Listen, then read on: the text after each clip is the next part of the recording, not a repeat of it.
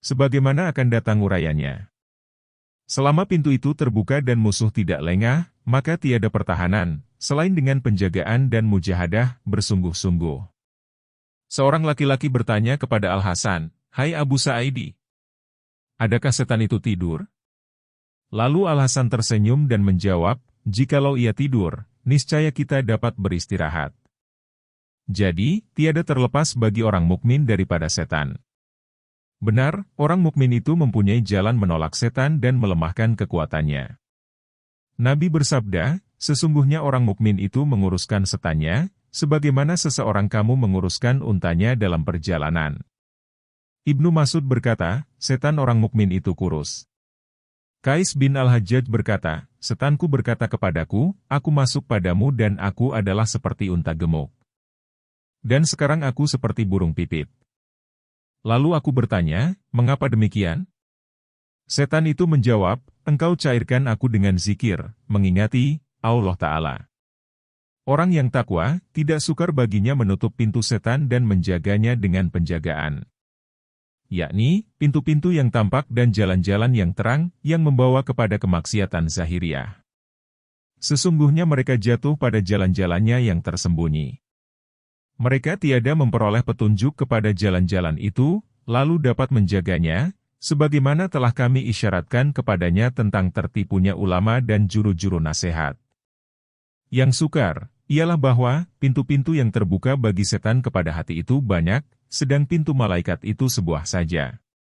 Dan pintu yang sebuah itu menyerupai dengan pintu-pintu yang banyak tadi. Maka hamba Allah pada pintu-pintu itu, seperti orang musafir yang tinggal pada suatu desa, yang banyak jalannya, sukar tempat yang dijalani, dalam malam yang gelap gulita. Hampir ia tiada mengetahui jalannya, selain dengan mata yang dapat melihat dan terbitnya matahari yang cemerlang. Mata yang dapat melihat di sini, ialah hati yang bersih dengan takwa. Dan matahari yang cemerlang, ialah ilmu yang banyak, yang terambil dari kitab Allah Ta'ala dan sunnah Rasul-Nya, dari apa yang menunjukkan kepada jalan-jalan yang sulit. Jikalau tidak, maka jalan-jalan itu amat banyak dan sukar. Abdullah bin Mas'ud berkata, Rasulullah telah menggariskan bagi kami pada suatu hari, suatu garis, seraya bersabda, inilah jalan Allah. Kemudian, beliau menggariskan beberapa garis, di sebelah kanan dan di sebelah kiri garis tadi. Kemudian, beliau bersabda, inilah jalan-jalan dan pada tiap-tiap jalan ini ada setan, yang mengajak kepadanya.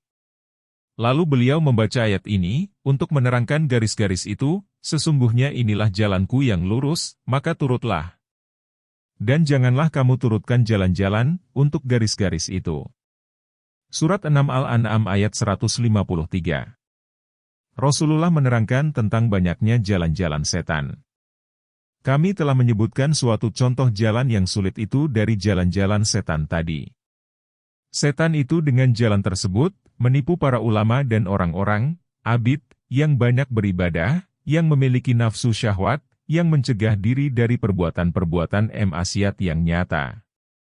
Maka hendaklah sekarang kami menyebutkan suatu contoh dari jalan setan yang terang itu, yang tidak tersembunyi. Kecuali, bahwa anak Adam itu terpaksa menempuhnya. Dan yang demikian itu, apa yang diriwayatkan daripada Nabi, bahwa beliau bersabda, ada seorang biarawan pada Bani Israel, kaum Yahudi. Maka setan menuju kepada seorang wanita cantik, lalu dicekeknya. Dan setan itu membisikkan dalam hati keluarga wanita tadi, bahwa obatnya ada pada biarawan itu. Lalu mereka pun membawa wanita tersebut kepada biarawan tadi. Biarawan itu segan menerimanya. Tetapi mereka itu senantiasa mendesaknya, sehingga diterimanya. Maka tatkala wanita itu pada biarawan tersebut untuk diobatinya, lalu datanglah setan kepadanya. Setan itu mengajaknya untuk mendekati wanita tadi. Dan selalulah yang demikian, sehingga biarawan itu bersetubuh dengan wanita itu. Lalu kemudian, wanita itu mengandung. Setan tadi membisikkan kepada biarawan itu, seraya berkata, sekarang, engkau telah berbuat keji. Keluarganya akan datang kepada engkau. Bunuhlah wanita itu. Kalau mereka bertanya kepada engkau, jawablah, bahwa wanita itu mati sendiri. Biarawan itu pun lalu membunuh wanita tersebut dan menguburkannya. Kemudian, setan itu datang kepada keluarga wanita itu, membisikkannya dan menyampaikan ke dalam hati mereka, bahwa biarawan itu telah membuat wanita itu mengandung. Kemudian membunuhnya dan menguburkannya. Maka datanglah keluarga wanita tersebut kepada biarawan itu, menanyakan tentang wanita tadi. Biarawan itu menjawab, bahwa wanita itu telah mati.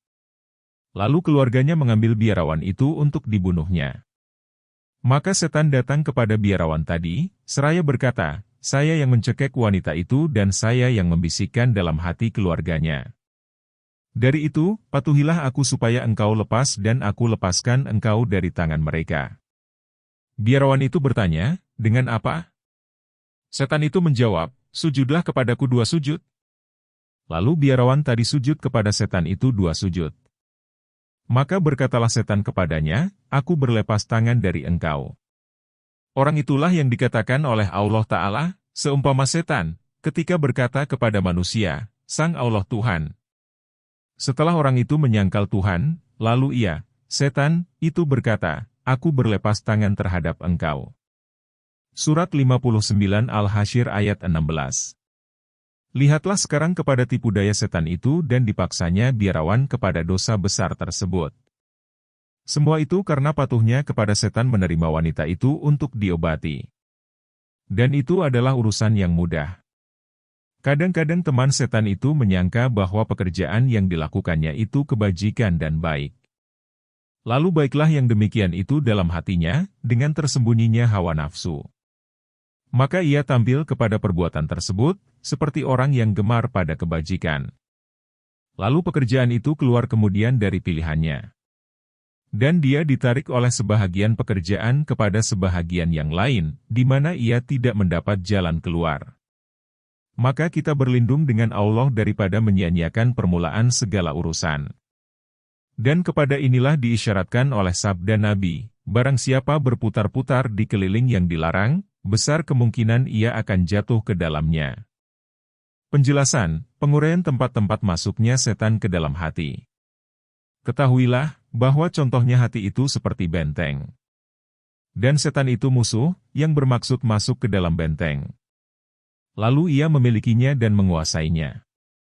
Dan tidak sanggup menjaga benteng dari musuh, selain dengan menjaga pintu-pintu benteng, tempat-tempat masuk dan tempat-tempat lubangnya.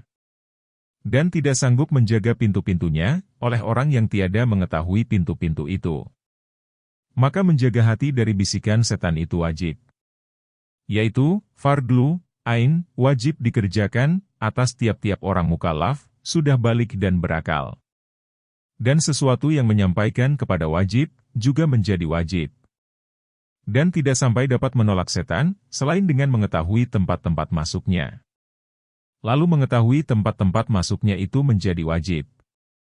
Tempat-tempat masuk setan dan pintu-pintunya, ialah sifat-sifat hamba. Dan itu banyak.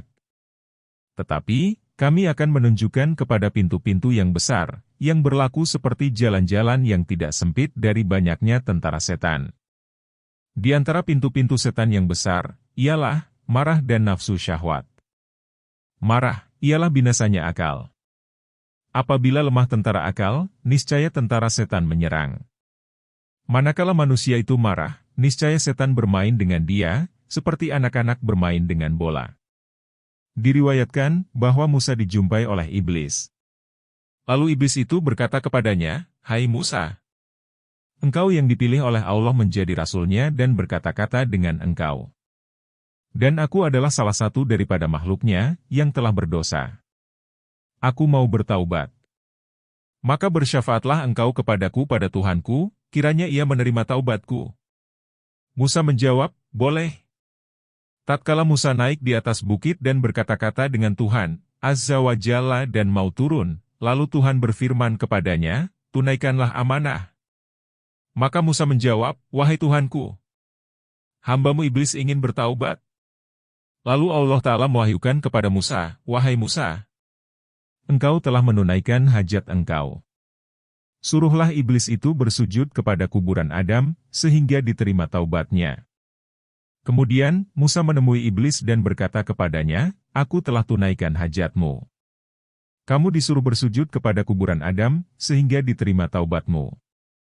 Lalu iblis itu marah dan menyombong, seraya berkata, aku tidak sujud kepadanya waktu dia masih hidup. Apakah aku akan sujud kepadanya, setelah ia mati? Kemudian, iblis itu berkata kepada Musa, hai Musa, engkau mempunyai hak atasku, disebabkan engkau memberi syafaat bagiku kepada Tuhan engkau. Ingatlah akan aku pada 3 hal, yang tidak akan aku binasakan engkau padanya, ingatlah aku ketika engkau marah. Sesungguhnya rohku dalam hati engkau. Mataku pada mata engkau. Aku lalu pada engkau pada tempat lalunya darah. Ingatlah aku apabila engkau marah. Sesungguhnya apabila manusia sudah marah, niscaya aku hembuskan dalam hidungnya. Lalu ia tidak tahu apa yang akan diperbuatnya.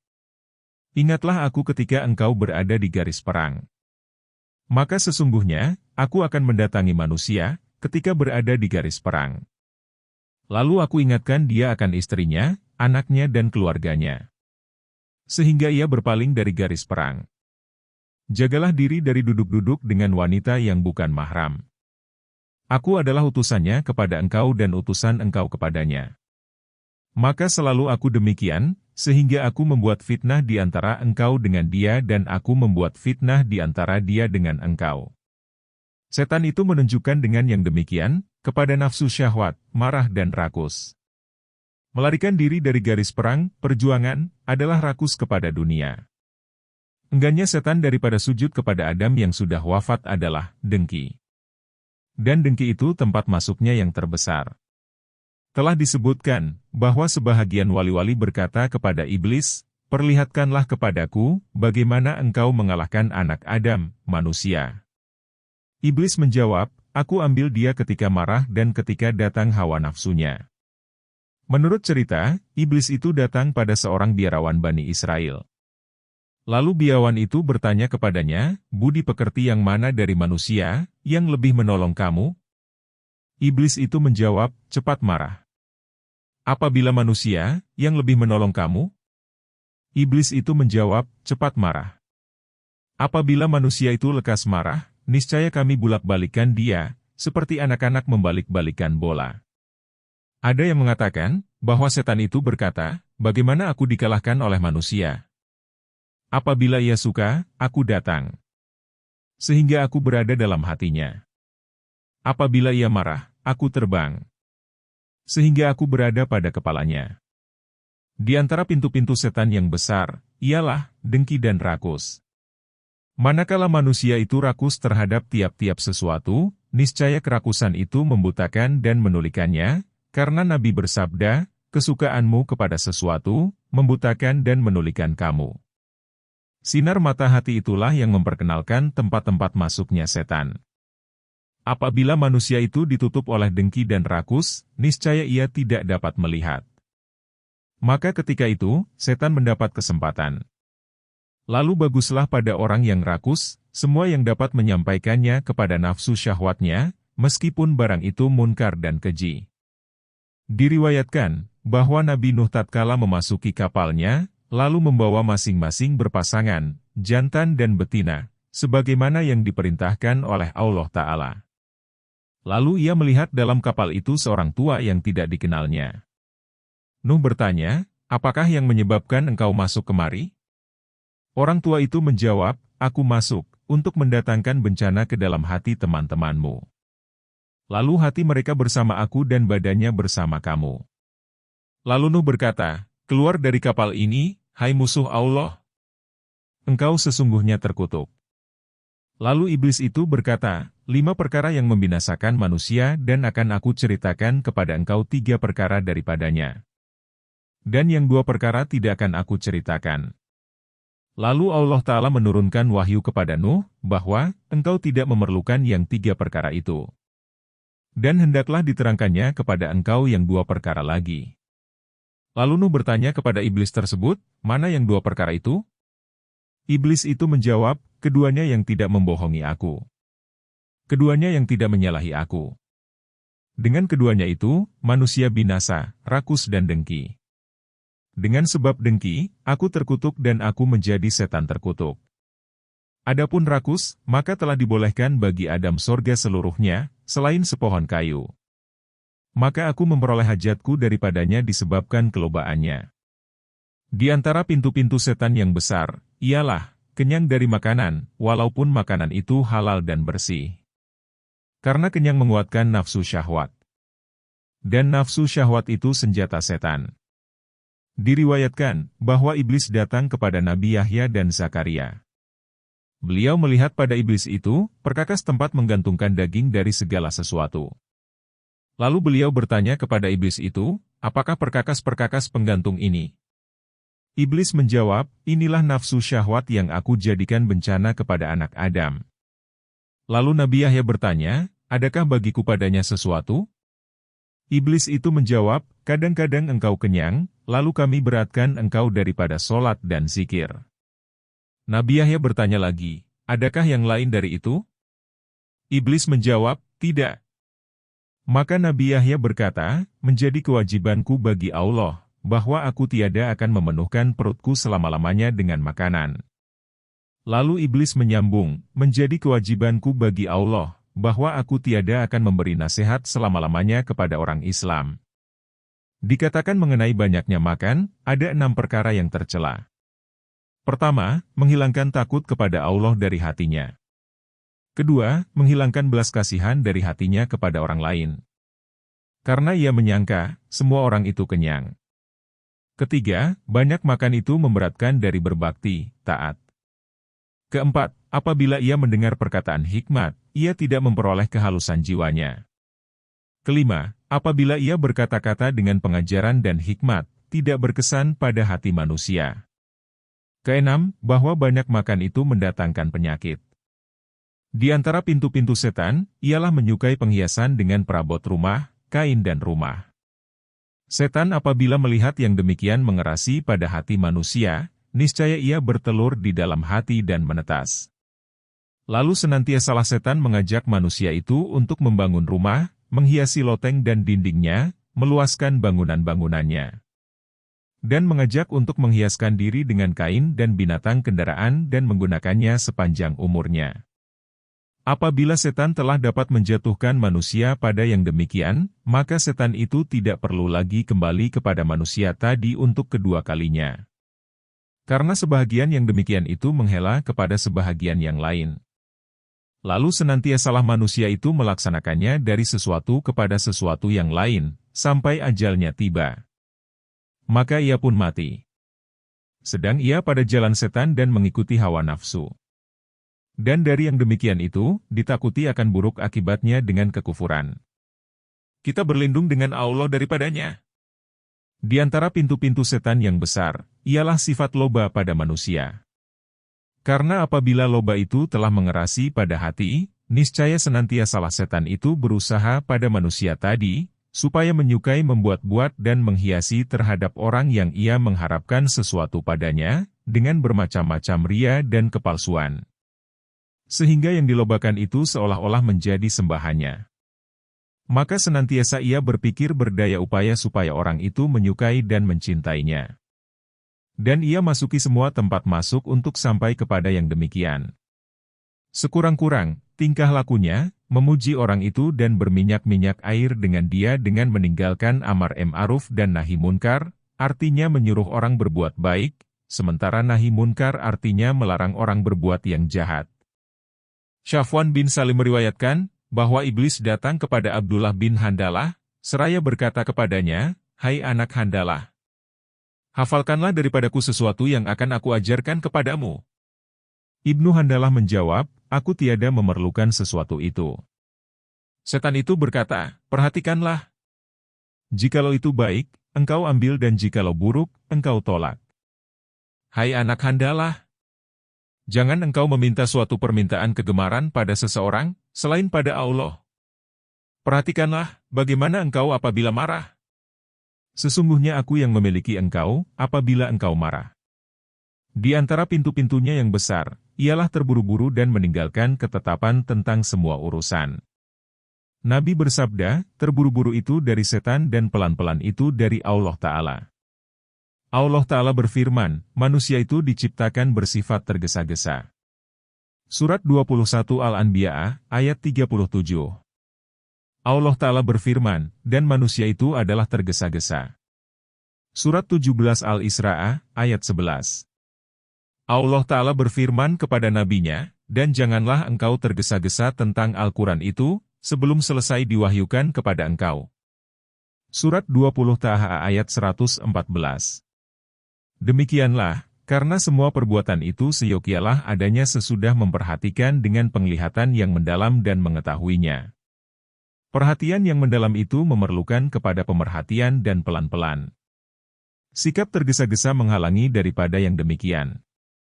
Dan ketika tergesa-gesa, setan itu melakukan kejahatannya kepada manusia, di mana manusia itu tiada mengetahuinya. Diriwayatkan bahwa ketika Isa putra Maryam dilahirkan, datanglah setan-setan kepada iblis. Mereka mengatakan, patung-patung berhala telah terjungkir balik kepalanya.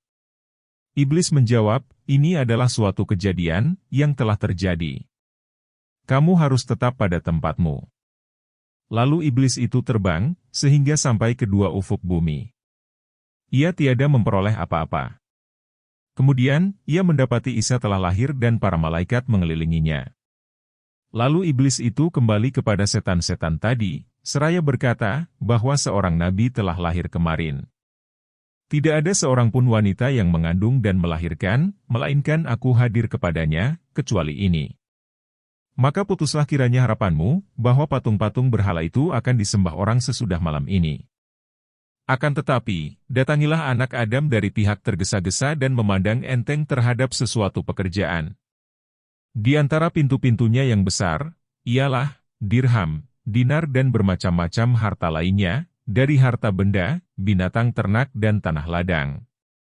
Sesungguhnya semua yang melebihi dari sekedar makanan penting dan yang diperlukan, adalah tempat ketetapan setan.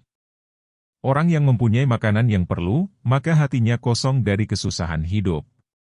Kalau ia memperoleh 100 dinar umpamanya dengan suatu jalan, niscaya tergeraklah dari hatinya 10 nafsu syahwat. Masing-masing nafsu syahwat itu memerlukan kepada 100 dinar lain. Sehingga tiada mencukupilah apa yang diperolehnya. Akan tetapi ia memerlukan kepada 900 lain.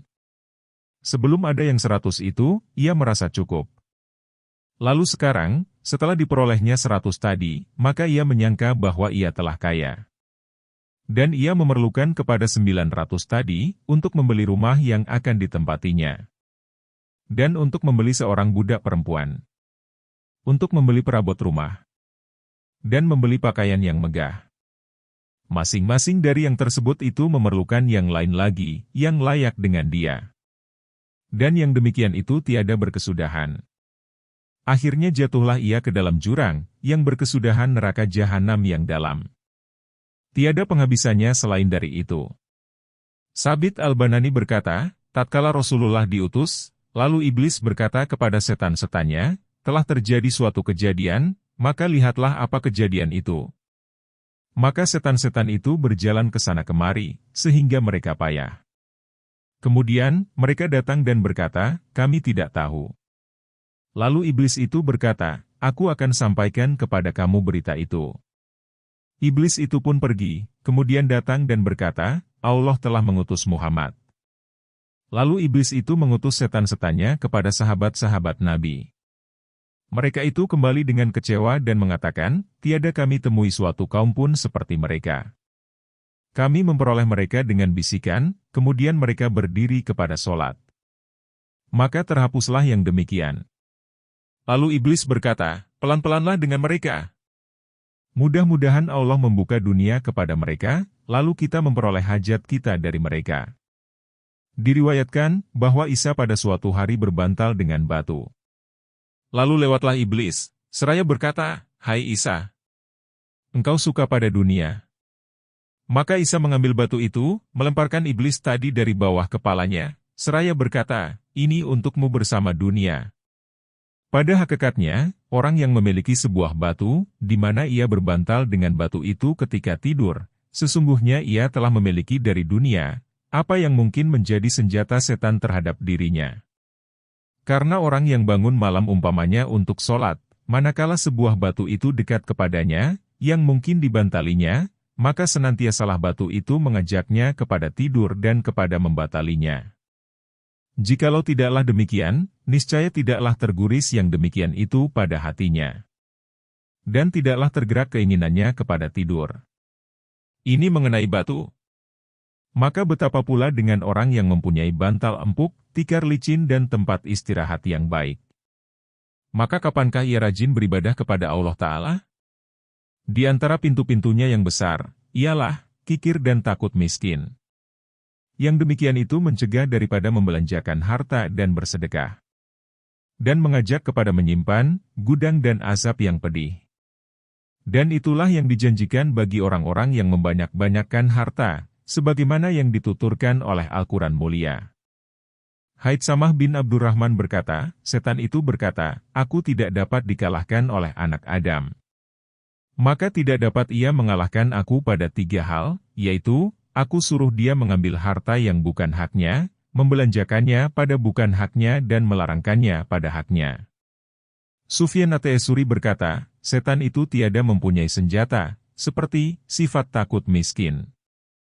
Apabila manusia menerima yang demikian dari setan, niscaya ia berbuat yang salah, mencegah yang hak, berkata-kata dengan hawa nafsu dan menyangka Tuhannya dengan sangkaan buruk. Di antara bahaya kikir, ialah rakus kepada mengharuskan diri tinggal di pasar-pasar, untuk mengumpulkan harta. Pasar-pasar itu adalah tempat berkumpulnya setan-setan.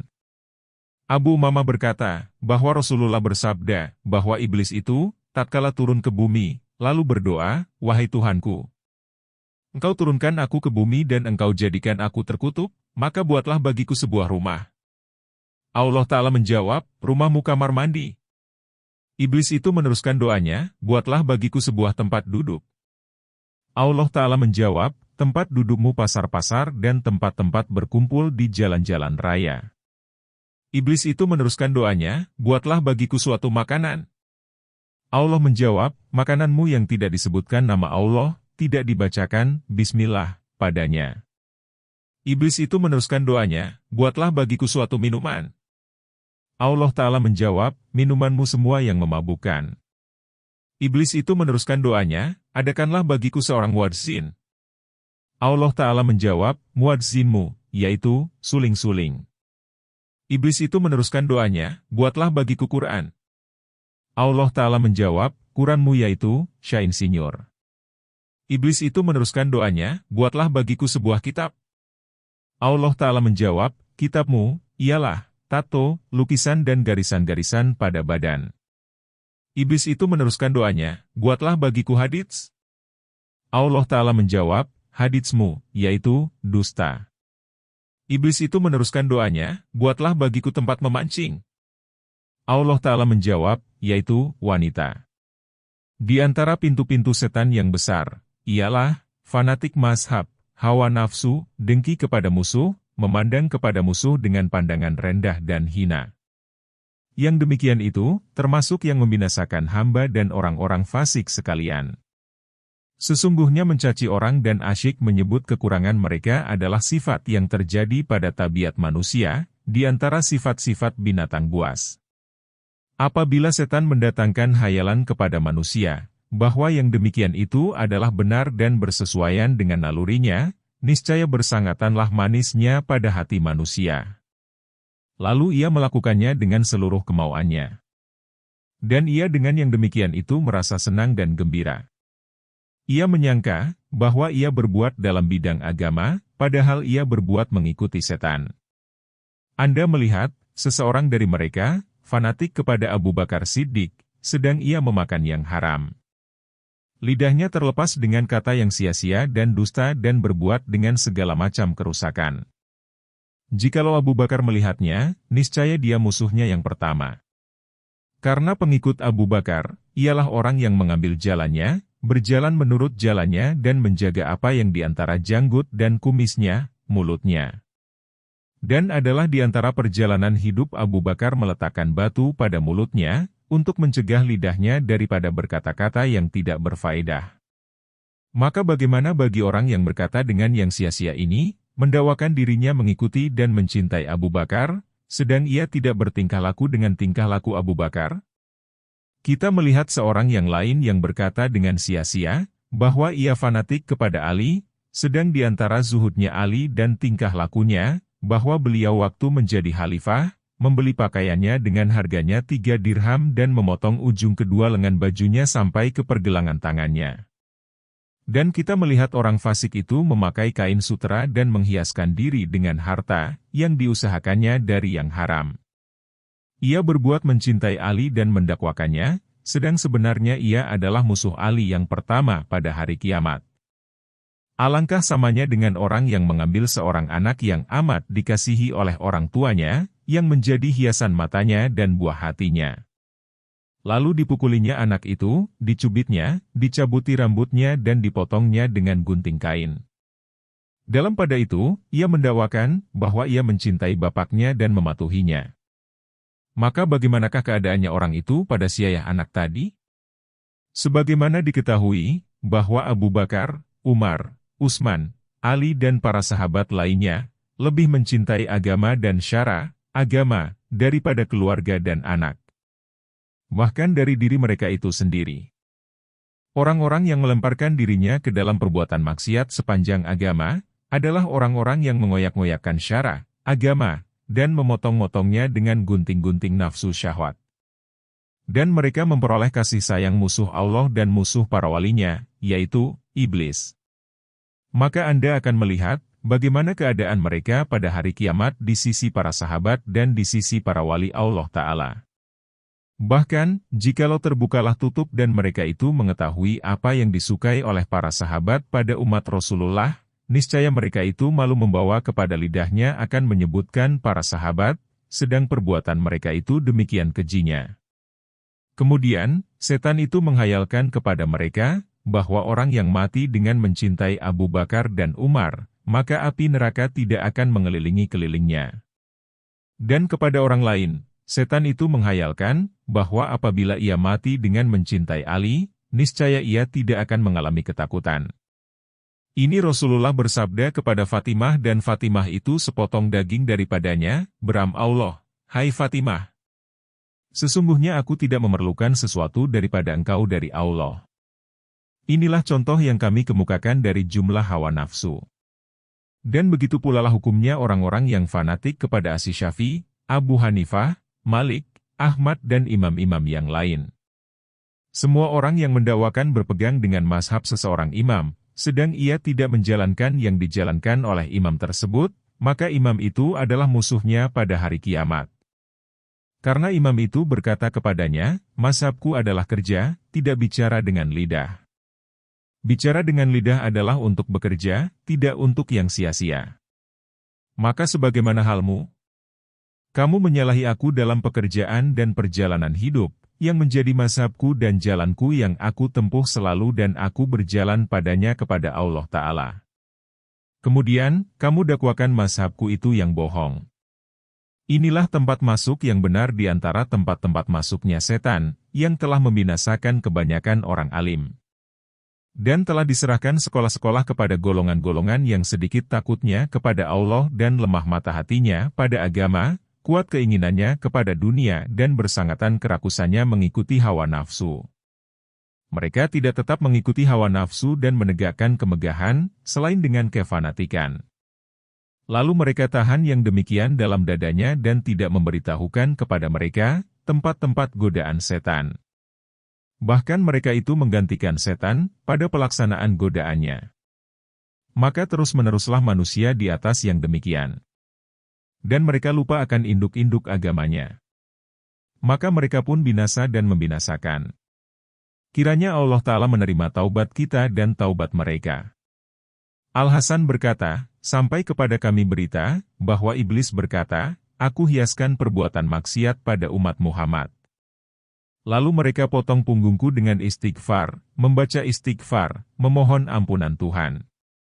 Lalu aku hiaskan dosa kepada mereka, di mana mereka tiada memohon ampunan Allah Ta'ala daripadanya. Yaitu, hawa nafsu. Benarlah yang terkutuk itu. Karena umat itu tiada mengetahui bahwa yang demikian adalah sebahagian dari sebab-sebab yang menarik kepada maksiat. Maka bagaimana mereka meminta ampun daripadanya? Di antara tipu daya setan yang besar, ialah, setan itu menyibukkan manusia dari urusan dirinya, dengan perselisihan-perselisihan yang terjadi di antara sesama manusia, tentang mazhab-mazhab dan permusuhan-permusuhan. Abdullah bin Mas'ud berkata, suatu kaum duduk berzikir kepada Allah Ta'ala. Lalu datanglah setan kepada mereka, untuk membangunkannya dari duduknya dan untuk mencerai-beraikan di antara mereka. Rupanya setan itu tidak sanggup. Lalu ia mendatangi rombongan lain, yang sedang asyik berbicara dengan pembicaraan dunia. Lalu setan itu mendatangkan kerusakan di antara mereka. Lalu mereka itu bangun berbunuh-bunuhan. Sebenarnya setan itu tidak bermaksud demikian terhadap mereka tadi. Maka bangunlah mereka yang berzikir kepada Allah Ta'ala, berusaha melerai mereka yang bunuh-bunuhan itu. Lalu bercerai-berailah kaum yang berzikir tadi dari majelis dzikirnya.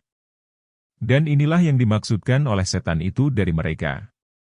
Di antara pintu-pintu setan itu, ialah membawa orang awam yang tiada berkecimpung dalam bidang ilmu dan tidak mendalaminya, kepada berfikir tentang zat Allah Ta'ala, sifat-sifatnya dan mengenai hal-hal yang tiada sampai batas pemikiran mereka kepadanya. Sehingga meragukan mereka tentang pokok agama. Atau menghayalkan kepada mereka tentang Allah Ta'ala dengan hayalan-hayalan, imajinasi-imajinasi, yang maha sucilah kiranya Allah Ta'ala daripadanya. Yang membuatnya dengan demikian, menjadi kafir atau orang bid'ah. Sedang dia dengan demikian, merasa senang gembira, bersukaria, dengan apa yang terjadi dalam dadanya. Ia menyangka yang demikian itu suatu ma'rifah, pengenalan kepada Allah, dan basyirah, penglihatan dengan mata hati. Dan yang demikian itu terbuka baginya dengan kecerdikan dan kelebihan akalnya. Manusia yang paling bodoh, ialah orang paling kuat kepercayaannya kepada akalnya sendiri. Orang yang paling berketetapan akal, ialah orang yang sangat curiga kepada dirinya sendiri dan yang lebih banyak bertanya kepada orang yang berpengalaman, para alim ulama. Aisyah berkata, Rasulullah bersabda, sesungguhnya setan itu datang kepada salah seorang kamu. Lalu ia bertanya, siapakah yang menjadikan kamu? Maka salah seorang kamu itu menjawab, Allah yang maha suci dan maha tinggi. Lalu setan itu bertanya lagi, siapakah yang menjadikan Allah? Apabila salah seorang kamu menjumpai yang demikian, maka hendaklah ia menjawab, aku beriman kepada Allah dan Rasul-Nya. Maka dengan demikian, setan itu pergi daripadanya. Nabi tiada menyuruh membahas tentang pengobatan bisikan setan ini. Karena, ini adalah bisikan yang dijumpai oleh kebanyakan manusia, tidak dijumpai oleh para ulama. Hak orang kebanyakan ialah, beriman dan Islam. Dan berbuat ibadah dan segala keperluan hidup. Dan menyerahkan ilmu untuk para alim ulama. Orang awam, jikalau berzina dan mencuri, niscaya adalah lebih baik baginya daripada memperkatakan tentang ilmu. Karena orang yang memperkatakan tentang Allah dan agamanya, tanpa pengetahuan yang kokoh, bisa jatuh dalam kekufuran, di mana ia tiada mengetahuinya, seperti orang yang berlayar di laut yang dalam, sedang ia tiada tahu berenang. Dan tipuan setan mengenai yang berhubungan dengan akidah dan mazhab itu, tiada terhingga. Dan sesungguhnya kami kemukakan, dengan apa yang telah kami kemukakan dahulu dengan contoh. Di antara pintu-pintu setan, ialah, jahat sangka kepada kaum muslimin. Allah Ta'ala berfirman, hai orang-orang yang beriman. Jauhilah kebanyakan purbasangka, kecurigaan, karena sebagian dari purbasangka itu dosa. Surat 49 Al-Hujurat ayat 12. Barang siapa menghukum jahat orang lain, dengan kecurigaan, niscaya setan membawanya untuk panjang lidahnya dengan mengumpat orang. Lalu ia binasa. Atau teledor melaksanakan kewajibannya. Atau memandang rendah untuk memuliakan orang itu. Dan melihat kepadanya dengan pandangan kehinaan. Dan melihat dirinya sendiri lebih baik dari orang tersebut. Dan semuanya itu termasuk membinasakan. Dan karena itulah, syara, agama, melarang melakukan tuduhan-tuduhan kepada orang.